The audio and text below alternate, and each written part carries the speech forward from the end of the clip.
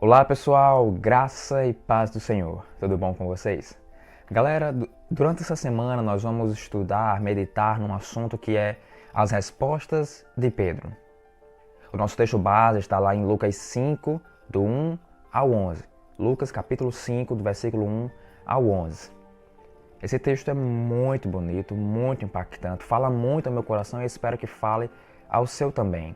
Então pausa aí o vídeo rapidinho e lê esse texto, 11 versículos, é um texto muito bonito. Pedro é um dos apóstolos mais conhecidos e famosos, digamos assim, do Senhor Jesus. E também foi um dos primeiros a ser chamado por Jesus para seguir a Jesus, caminhar com Jesus e começar todo o ministério com Jesus. E nesse texto base de Lucas 5, do 1 ao 11, é justamente o texto em que Jesus chama a Pedro e seu irmão André. Nesse texto aqui, Jesus chega perto desses homens, os faz contemplar algo sobrenatural e depois faz um pedido gigantesco. Com Jesus nada é por acaso.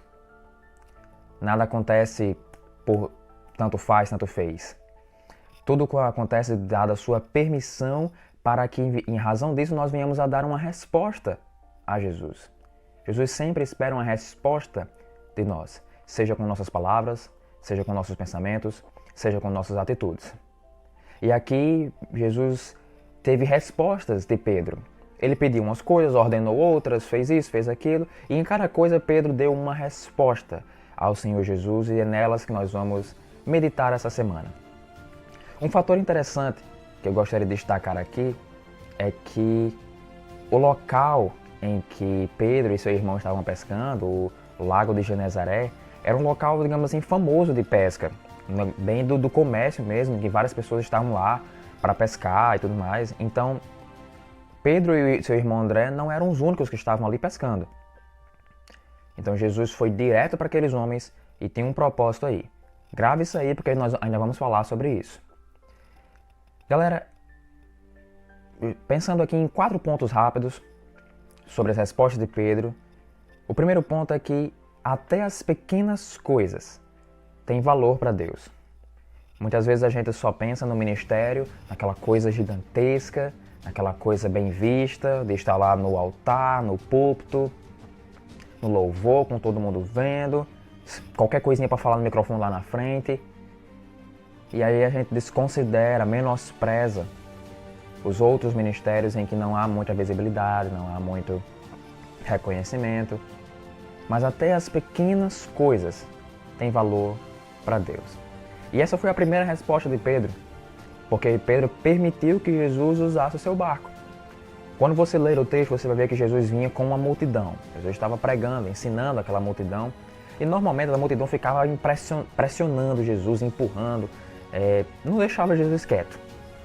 E um costume que se tinha era justamente pegar um barco e ficar um pouco distante da praia para que a multidão não fique nesse incômodo e possa escutar com mais atenção a mensagem que o mestre estava ensinando.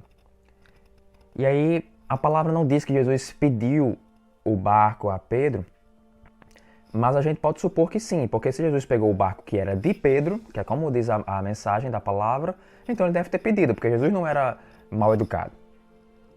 Então Pedro com certeza permitiu que Jesus usasse seu barco. E com certeza isso foi recebido com grande valor para Deus, porque as pequenas coisas, até as pequenas coisas, têm valor para Deus.